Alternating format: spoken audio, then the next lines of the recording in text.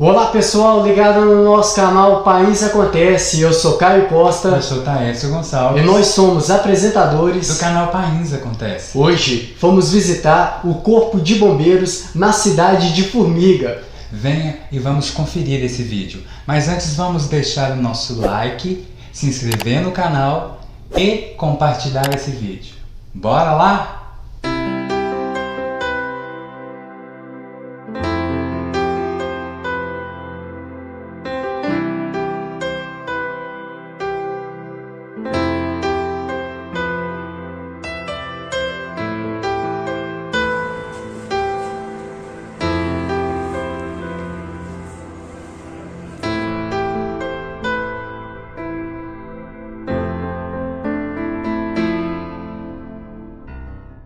E quem está nos recebendo hoje no 5º Pelotão em Formiga é o Tenente Henrique Tadeu. Tenente, muito obrigado por nos receber e nos conceder essa entrevista a nós do canal País Acontece. O prazer é meu, agradeço a oportunidade, é sempre bom estar falando com vocês. Ótimo. Tenente, o que é o Corpo de Bombeiros?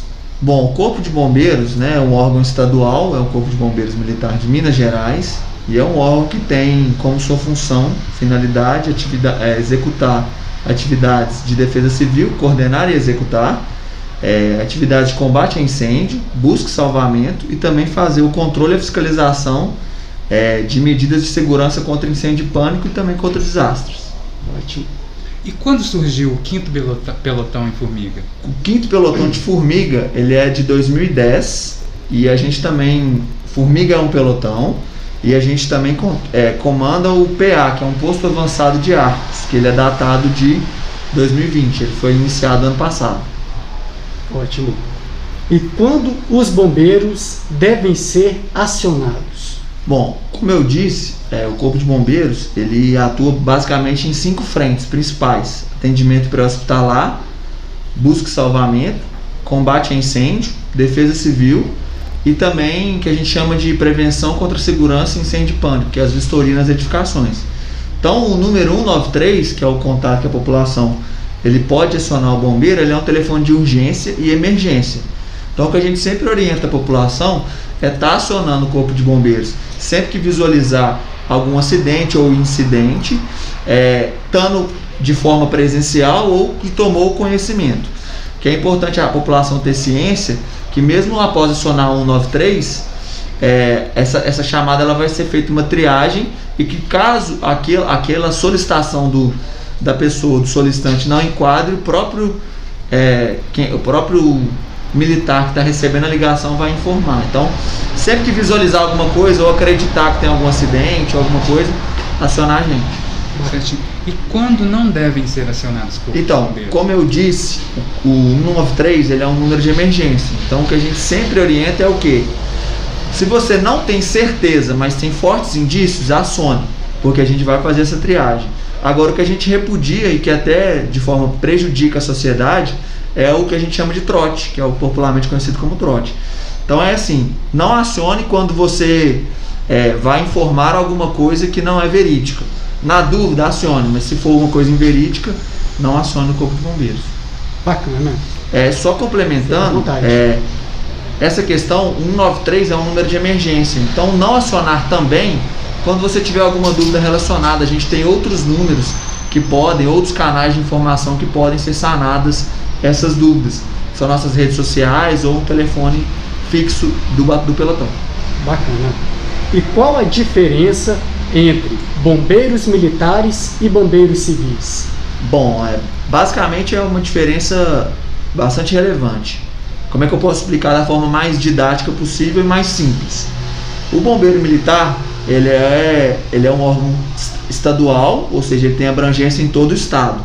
Já o bombeiro civil, que é o que a gente considera como um brigadista, ele é um funcionário, ou seja, eu tenho uma empresa e eu tenho a necessidade de ter um brigadista civil. Então, ele é um funcionário que, como se diz, que vai atuar no combate e prevenção a incêndios dentro daquela empresa. E ele só tem, como se diz, responsabilidade dentro da empresa que ele é contratado. Já o bombeiro militar não, ele atua nas 5 frentes que eu citei. É um militar, mas, vamos dizer, não desmerecendo, mas como se diz, ele tem mais atribuições do que o bombeiro civil. e que ele pode atuar em todo o estado aonde que houver a necessidade. Ótimo. Qual a diferença do bombeiro para o socorrista do SAMU? Bom, o SAMU e o bombeiro são órgãos independentes, apesar da gente fazer basicamente uma finalidade, que é o atendimento pré-hospitalar, que é a urgência e emergência de acidentes na rua. São órgãos diferentes. Então, o socorrista do SAMU ou o profissional do SAMU, ele é um profissional qualificado que atende ocorrências de urgência e emergência, seja traumas ou clínicos, que é o que a gente conhece nas ambulâncias, certo? O militar do bombeiro, ele também faz essa atribuição, além das outras que ele faz.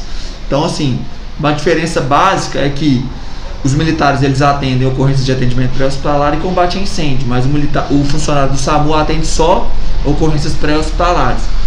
A gente tem algumas normas que regulam a atividade do SAMU e a atividade do bombeiro, mas basicamente, de uma forma bem didática, se tratando de acidente na rua, o bombeiro e o SAMU têm quase as mesmas atribuições. Algumas poucas particularidades específicas, em casos que a ambulância do SAMU ela tripula um médico e a ambulância do bombeiro não, mas de forma bem simples para o pessoal entender em casa, quem está assistindo, é que a diferença é que o militar do bombeiro ele atua em outras frentes além da de APH e o socorrista do SAMU atua só em atendimento pré-hospitalar. Bacana. Estamos passando em período de chuva. Quais recomendações o senhor nos orienta para mantermos mais seguros? Bom, o período chuvoso ele tem bastantes complicações que originam dele, né? Então o que a gente sempre orienta a população é trabalhar sempre com medidas preventivas.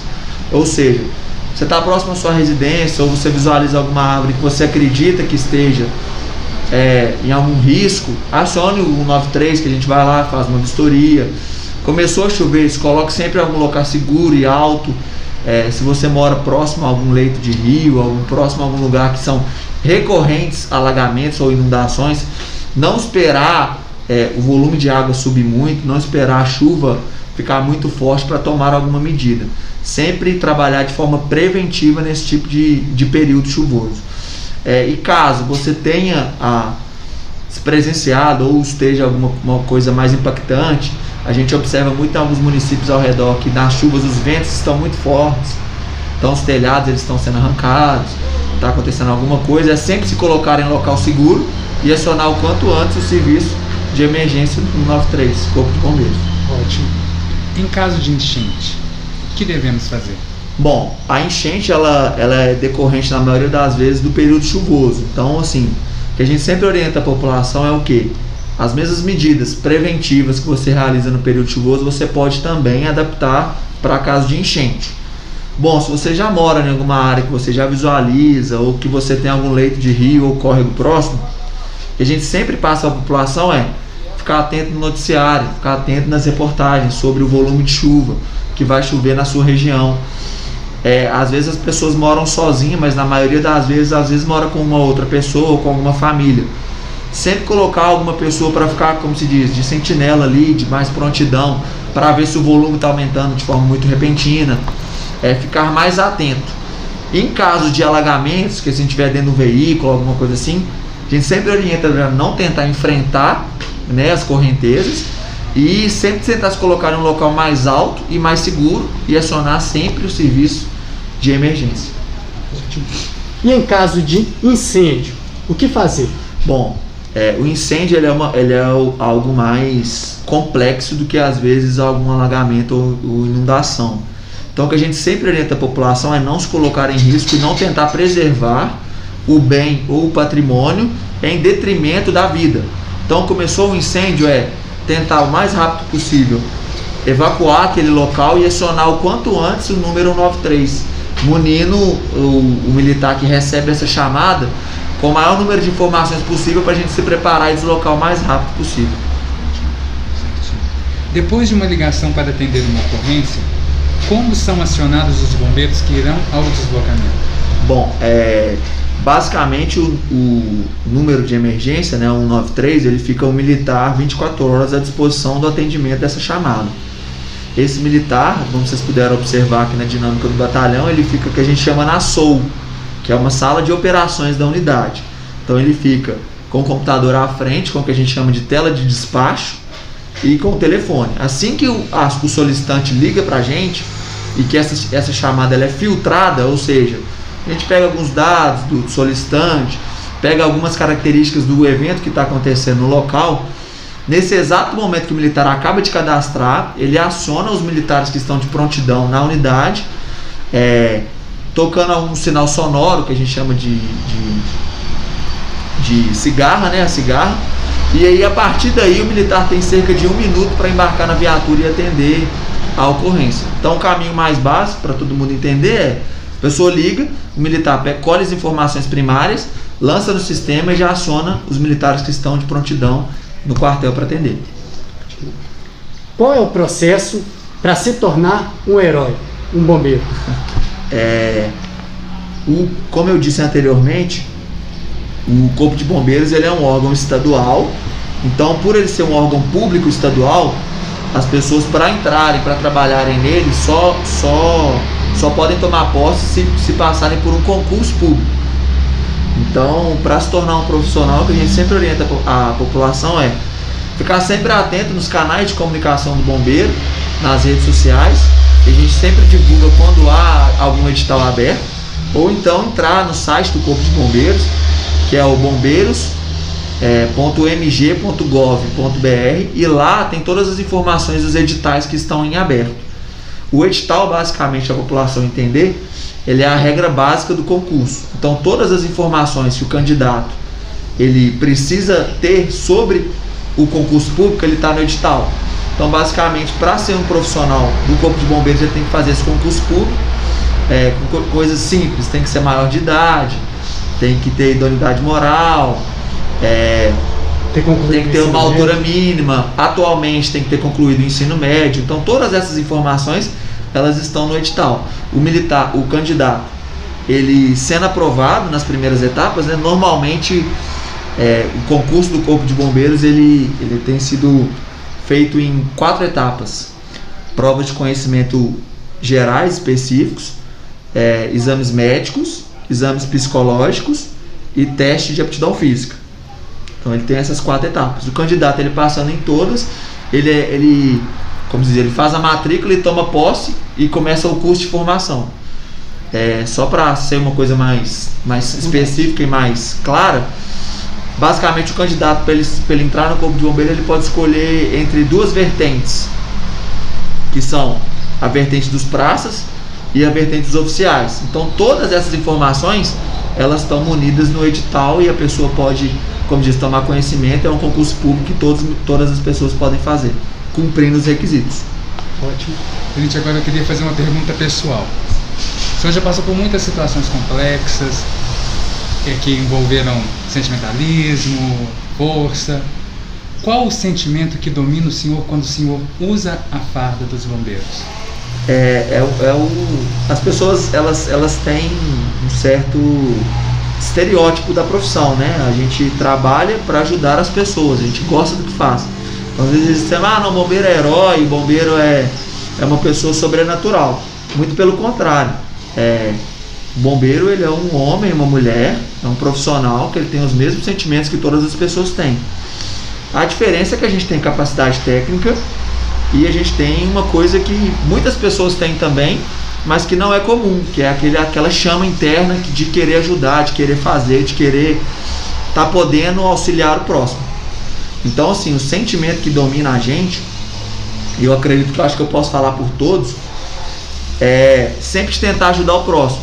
Medo, receio, isso a gente tem, é normal, e o medo ele é benéfico, que torna a gente mais prudente.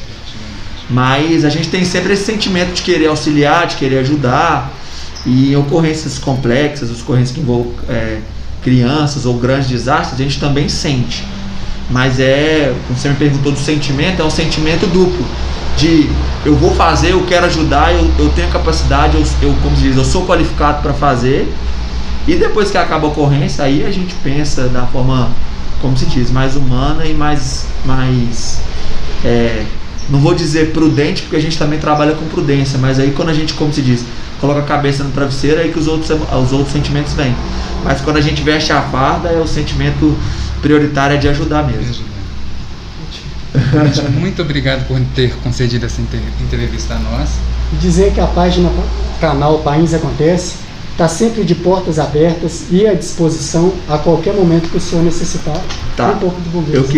Eu queria só agradecer vocês, né? Agradecer por essa disponibilidade, esse comprometimento em tentar passar para a população a informação da forma mais realista e clara possível.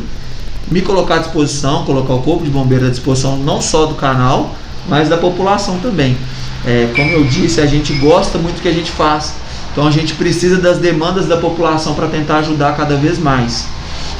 Se o senhor me dá liberdade, pode, por favor. O Corpo de Bombeiros ele tem alguns canais também de redes sociais que eles podem ser acessados, que é o Bombeiros Formiga. Tem tanto uma página no Facebook quanto uma página no Instagram. Na qual eu já sigo, viu? Tem já seguidor lá e as postagens incríveis. Obrigado. E a gente sempre precisa do apoio da população para tentar trabalhar, não só o apoio, mas também a demanda.